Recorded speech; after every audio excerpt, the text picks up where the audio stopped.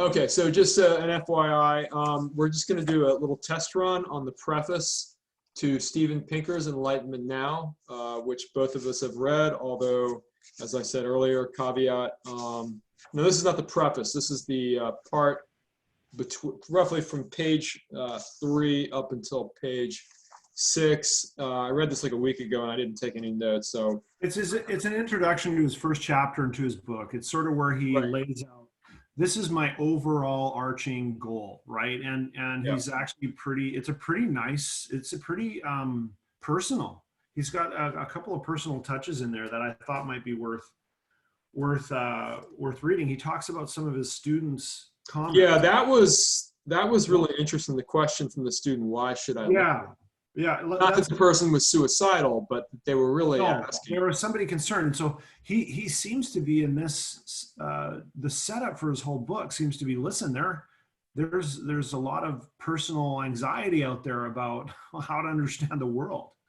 And there's a lot of misinformation about what the Enlightenment is in Europe. And there's also a lot of discomfort about being free to promote the ideals that came out of the Enlightenment that he values and that he thinks are setting up the world to be in a better place and have made the world better over time.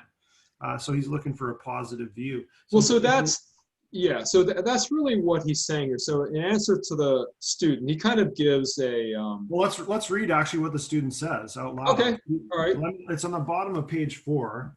No. Well, his response is on page 3.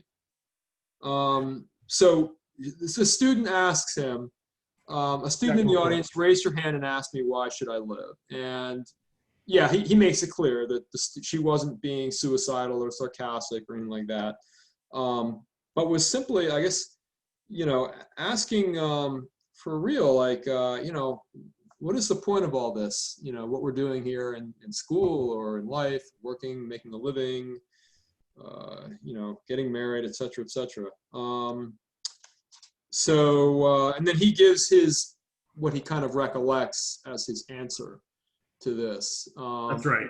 So shall I? That's a little long to maybe read, but I don't know. I think it kind of starts off our video here as. Yeah, let's do it. Let's do it. Go ahead and read it. Okay. Yeah, Okay. Right. In the very act of asking that question, so this is basically Steven Pinker's recollection of his response. Obviously, it's not verbatim, but he's in effect writing down how he remembers responding to this student.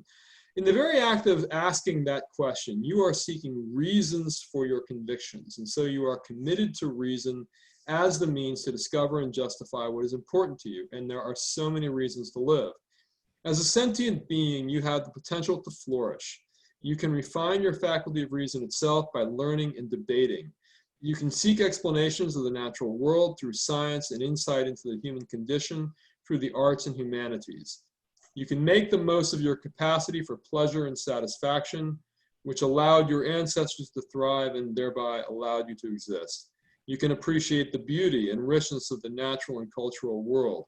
As the heir to billions of years of life perpetuating itself, you can perpetuate life in turn. You have been endowed with a sense of sympathy, the ability to like, love, respect, help, and show kindness, and you can enjoy the gift of mutual benevolence with friends, family, and colleagues. And because reason tells you that none of this is particular to you, you have the responsibility to provide to others what you expect for yourself. You can foster the welfare of other sentient beings by enhancing life, health, knowledge, freedom, abundance, safety, beauty, and peace. History shows that when we sympathize with others and apply our ingenuity to improving the human condition, we can make progress in doing so, and you can help to continue that progress. I mean, can you imagine this answer? I mean, I think it would be interesting to, given that this is a book on history, to frame that answer to why should I live? Like, what's the point of life, essentially? Imagine this answer being offered 500 years ago. I mean, you could be killed for this kind of answer 500 years ago. Yeah. Oh, yeah. Well, even now in some quarters, you would be, let's just say, disenfranchised. Yeah. Well, because when meaning or your significance is dependent on an absolute source outside of you that gives meaning to life and without which there is no meaning, if that's where so in other words, he's basically implying that meaning isn't something you go and find, it's something you create together, and not just create out of reason, but out of sympathy. And reason and sympathy are they're Enlightenment terms. He is basically giving her an Enlightenment answer. Sympathy is the term, before sociology existed, sympathy was what thinkers used to describe, in the same way that gravity was understood by Newton to be the thing that organized and patterned the universe for the first time. Everybody was so entranced by that idea that thinkers started to use sympathy as doing the same thing in the social order. And so sympathy was the thing that helped us all revolve around each other and operate in a way that made everything work. Well, I would like to tease out, because he's actually giving a multitude of responses. That's right. The second paragraph. So he starts out saying, so I think this is good. It's a short piece. It's a short, just a few pages. It's not really a chapter. It's more an interregnum between the preface and then the first chapter. There isn't any real name given to this piece. I'm not really sure what to call it, but he is kind of laying out, I think, what I'm assuming is the thesis of the book. And so it probably behooves us to kind of nail down and flesh this out. So the main point is in that second paragraph. So he says, as a sentient being, you have the potential to flourish. And then I think the rest of that paragraph is defining the ways that a person can flourish. And so he says, and I think we can kind of actually number these out. You can refine your faculty of reason itself by learning and debating. Okay, so one is the actual use of your intelligence to take in information and then, thrash it out with other people. Can I pause you there, Craig, just for a sec? So I think even before this, what's quite stunning about his answer might be the first sentence, because she says, what's the point of everything? And he basically says the point is built into your question. It's submerged there. In the very act of asking that question, you are seeking reasons, right? And so it's interesting that he's basically trying to say that you're asking is your reason, right? Like there's a kind of a loop there where he's saying that you are actually participating in a world of significance just by asking the question, because you want reasons. And reasons are reasons to be alive. Okay, you may be going a little bit far there, though, because if this were the year 1200 and this person had this question floating around in their brain, the person they probably would have asked would be the local priest, the priest or whoever it was, and then she would have gotten the canned answer, depending upon how well educated that person was and how much thinking he had done. But she would still have been asking for reasons. It's just that those reasons would have been pre-formulated. So you're talking about content, though. I'm not talking about, there would have always been reasons, but the priest wouldn't have said the reasons themselves are the things that make it meaning that your reason is the key. That's not what a priest would say. They would say your reason. No, of course not. No. So that's all I'm saying about this, is he's saying you don't need to reach outside of yourself to have to find meaning. You don't have to have some intrinsic meaning to the universe, right? So because later he begins to bring out questions of religion pretty explicitly in the first chapter. First chapter? About how really what it does is it locates authority not inside your own head, it's outside of you. And I think what he's doing here is he's saying you don't need to go outside of your own actual mind. But keep in mind, though, that is Steven Pinker's answer to this student. And I think people are always or have always been asking this question or wondering about it. But nobody in the past would have said this. Oh, no, of course not. No, this is so they would have always sought reasons. What he's saying is historically, everybody always had this as a reason to be alive. They just didn't know it was sufficient. Yeah, no, yeah, I agree. I agree. But I'm just, what I'm saying here is that I think that people have always pondered, like, what's the point of it all? I mean, this is Oh, of course. virtually all, yeah. And so depending upon the environment that they're in, the social cultural milieu, they are going to get certain answers. Now, in some milieu, so for example, if you had been in Athens, say what, 480 BC, and you had been wandering down the road, and Socrates had been, sitting on a rock over there, you might have gotten a response somewhat similar, or not. Yeah. Yeah. So I think that the seeds of the Enlightenment, you can find it in different cultures at different times. I just think yeah, for sure. It did not flourish as a full-blown cultural enterprise until 18th century Europe. Well, 19th, sure. 17th, 18th. Well, it didn't have any breadth because there was there were communication systems developing at that time. So this stuff spread. I think the thing that allowed the Enlightenment to become the Enlightenment was that, well, also communication allowed it, but there's always a countervailing power. So Galileo almost got himself killed. Now, people before Galileo did get themselves killed frequently when they made too much noise. But by the time the 1600s roll around, it's the sheer volume of voices. Newton and it no longer could be controlled. So the countervailing power of the church was no longer sufficient to keep the lid on what was blowing up in their faces, essentially. Well, as soon as you have a market economy, all of a sudden the benefactor is no longer the wealthy aristocrat. It's now the public. And so when you have a printing press, it relocates, it spreads the ability to understand the world out more broadly.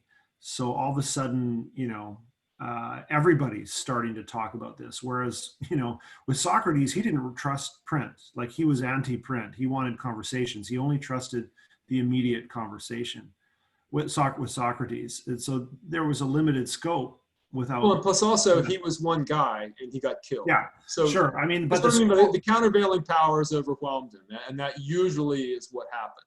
But just to go back to what we were trying to get at here is his answer. The point is his answer is an Enlightenment answer. Yeah. No, absolutely. Absolutely. It's an answer that doesn't tell you anything about God, power. It doesn't say, trust me, Steven Pinker. Right. It says, look at what's in you. He doesn't point to himself even here. That is crazy historically. I mean, there's, even with Aristotle, Socrates, with the Socratic method, if you actually read Socrates, no, he's very coercive in his reasoning. Actually. Yeah, it's not like he's revealing the truth that's secretly hidden in their brain. That's what he says he's doing. No, but in practice, really, he's being fairly directed. And this is like, you get the privilege of owning your life. And guess what? You always had those resources. We've always had those. But that's never been the answer that we've been given. Okay, so to get back onto this paragraph. Yeah, go. So I do want to kind of nail down, because this paragraph, he's actually saying that there's lots of reasons that you might want to live, and there's lots of ways. List them. Yeah, so I want to actually list these out, because I suspect, I haven't read the whole book yet.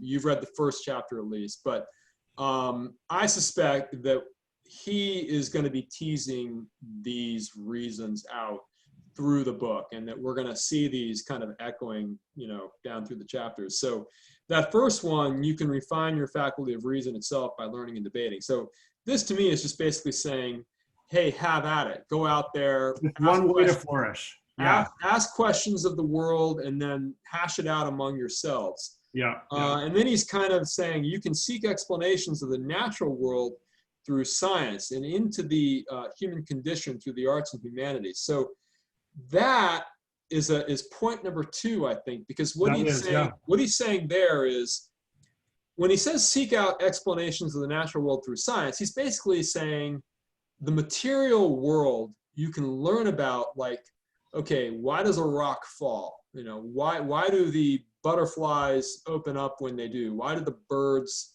you know, leave in winter and then come back? And you can ask questions. Why do you keep dating the same losers over and over? Why do you keep, right? Of course. Whatever. It's the most important question. Why do you have bad, you know, gas after you eat apples? Yeah. You know, So the main thing here being that, and he specifically evokes science, meaning that there's got to be some kind of rigorous methodology here. It's not just willy-nilly make up shit that makes you feel good.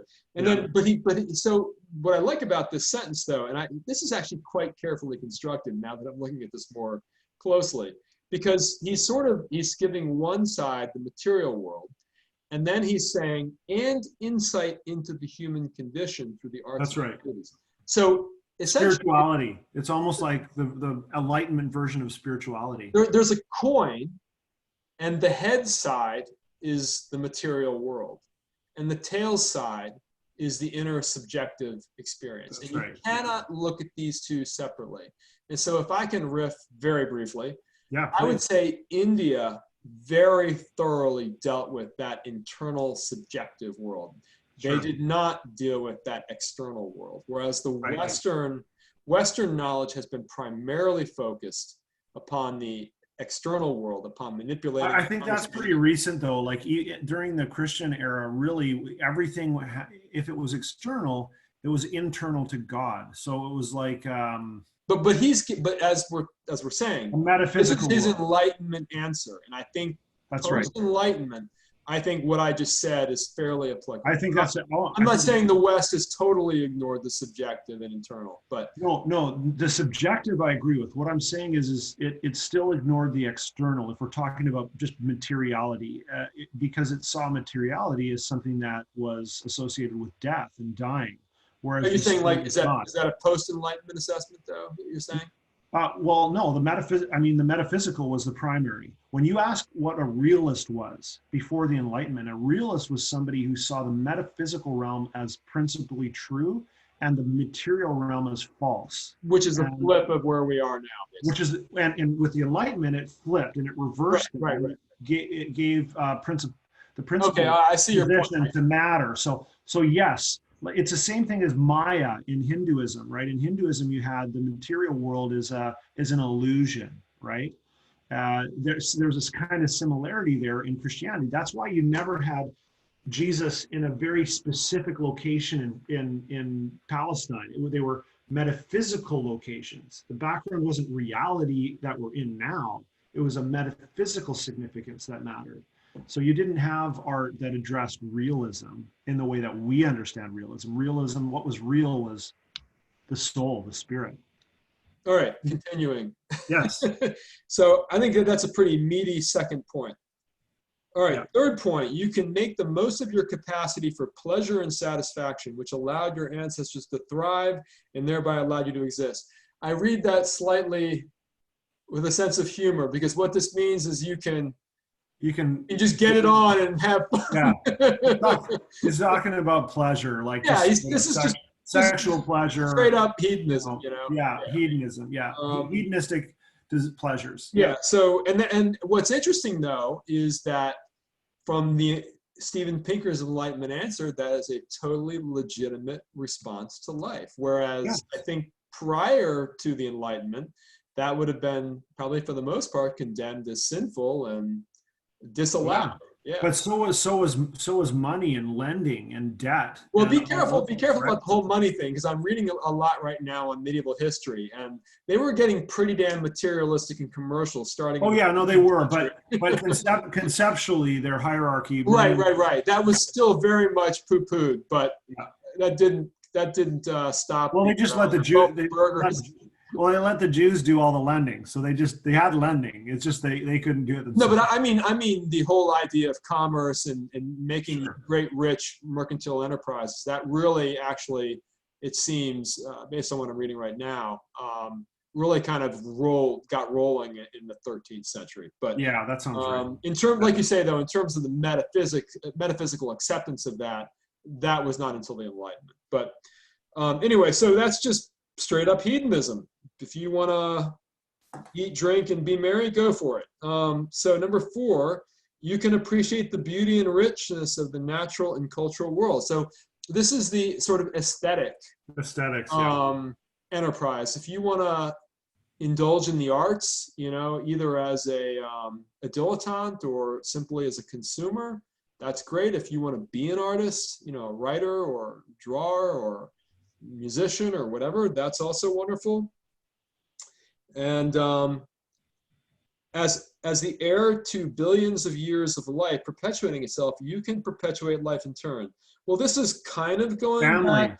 It's family. This is not strictly hedonistic. You're right. No, this is family. No. This is about family. This is family, and also I would say being a part of whatever perpetuates the family. So this would also, I would say, civic engagement maybe. So he's moving slowly from the personal, the things that are closest to more you, community, intellectual. And then he's slowly moving towards how that spreads out of the self into the world. So as I'm reading this, I can be pretty damn sure he didn't say it like this. If he may have these kinds of things, in mind, ready to go. Yeah. Like if you've had this conversation a lot, if you're a teacher, you know that you can have that repertoire in your back pocket.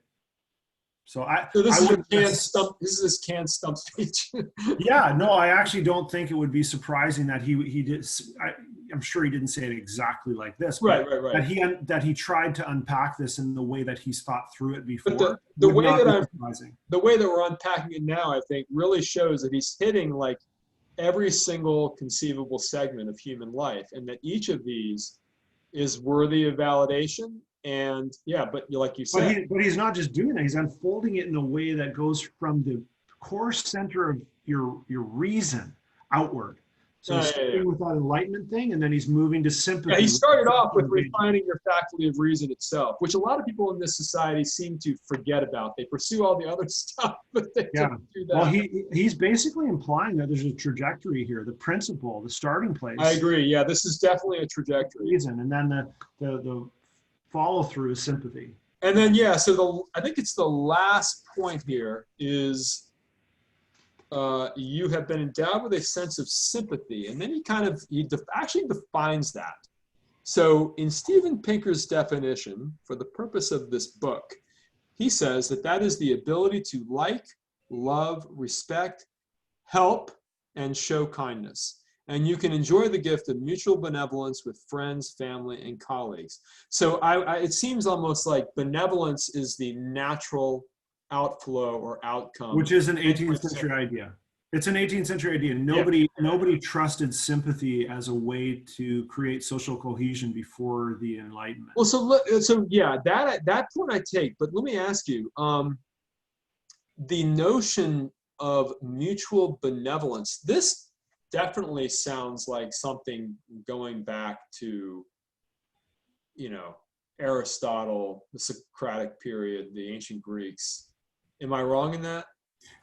It would have been a little later than them, where the emotions became a relevant part of. So for Aristotle, he did not trust sympathy at all. He saw sympathy. No, I'm not talking about sympathy. I'm talking about this notion, because this last sentence here, where he defines sympathy, and he defines it specifically as the ability to like, love, respect, help, and show kindness. But then he says you can enjoy the gift of mutual benevolence with friends, family, and colleagues. So that's a synonym in the 18th century. That's in the 18th century.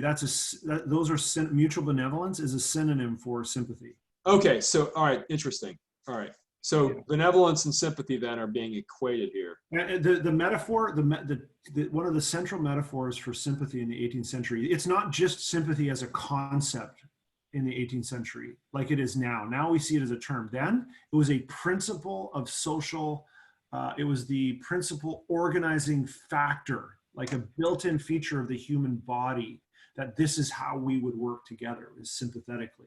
And to sum pathos means to suffer with. And so if the metaphor was a tuning fork, if you hit one side of a tuning fork, right? The other side all of a sudden vibrates at the same pace. Right. In sympathy. That is sympathy. And so when I laugh and then you burst out laughing, that is sympathy. When you suffer and I sympathetically leap out, it was always an imaginative exercise. It's explicit. It's an imaginative exercise where if you suffer and you tell me your sad tale of pain and woe, that I am able to imaginatively leap outside of myself, put myself in your shoes, and see the world from your perspective imaginatively. This exercise was seen as what made the social world work without authorities, without kings, without sources of knowledge outside of the self, or those who had power, right, became less relevant. Well, I wouldn't say though that it's not that there's that authority is solely residing within the self, because the expectation, I think, is, especially with the development of science, is that we're actually asking the natural world questions. And so it's not that some human organization, the church or whatever, is going to give us the answer, but we are going to find the answer by interrogating nature.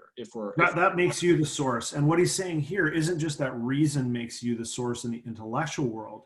Sympathy is that thing that's in you that makes you the center of your world socially as well.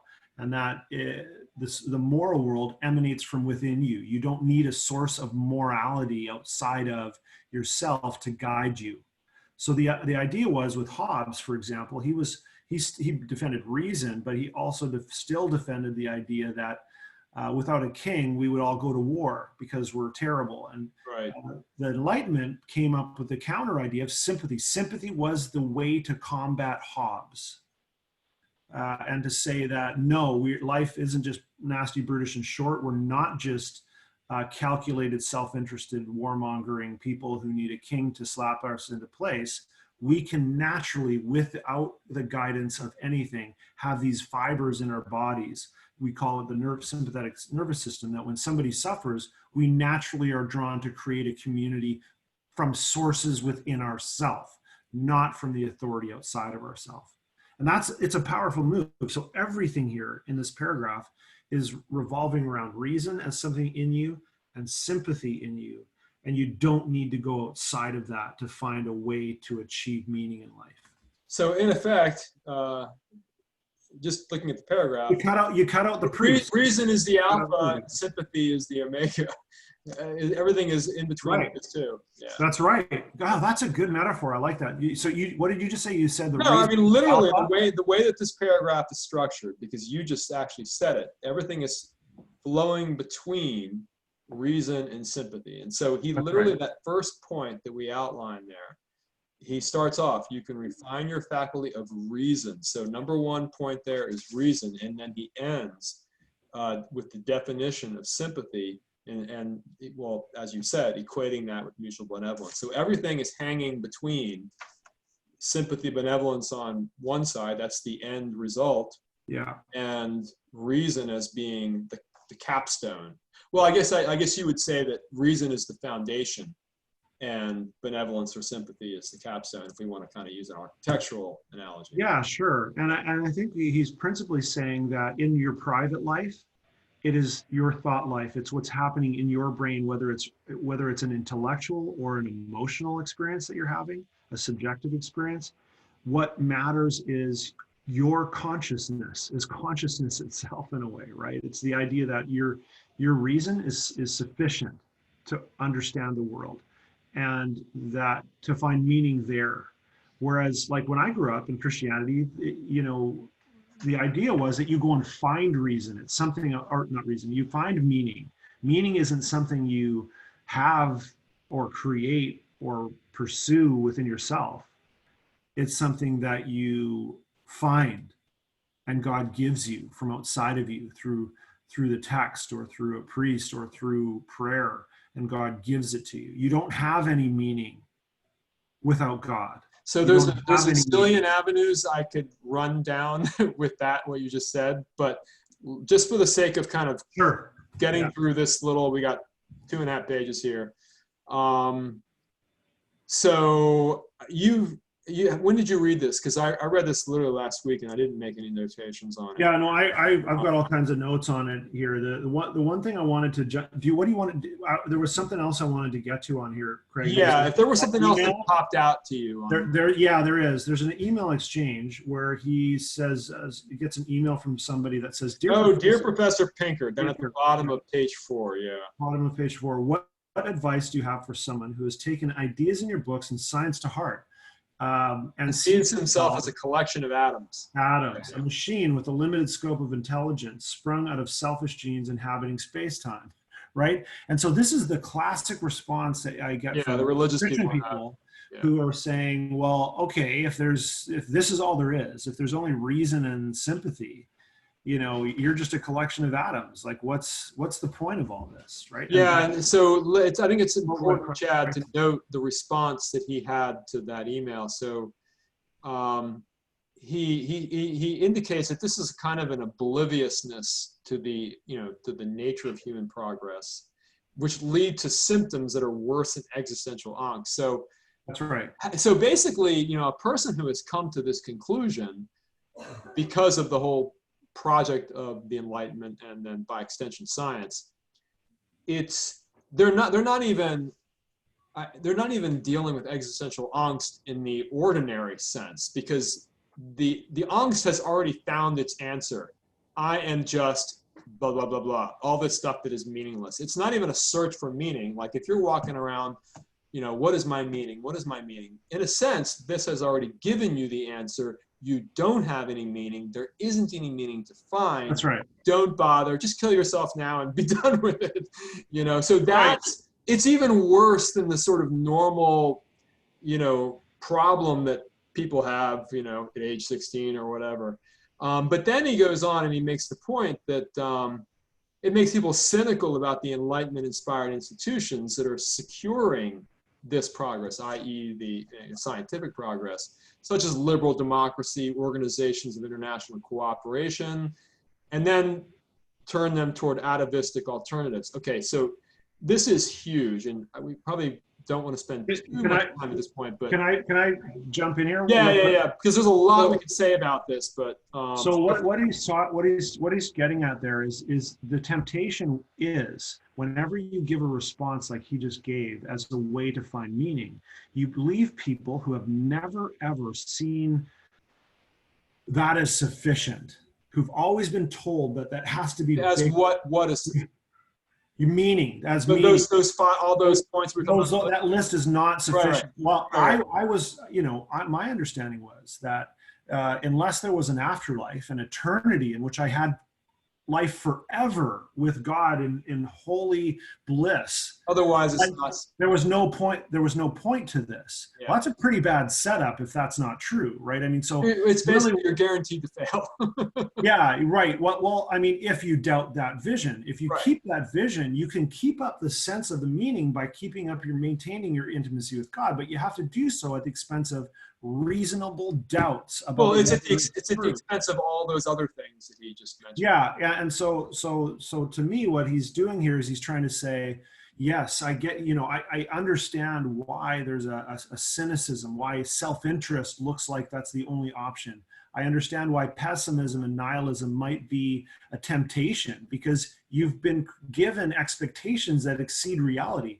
But if you understand what atoms really are, and you don't think that's sufficient to describe you, you don't understand what atoms are, because they're freaking amazing, right?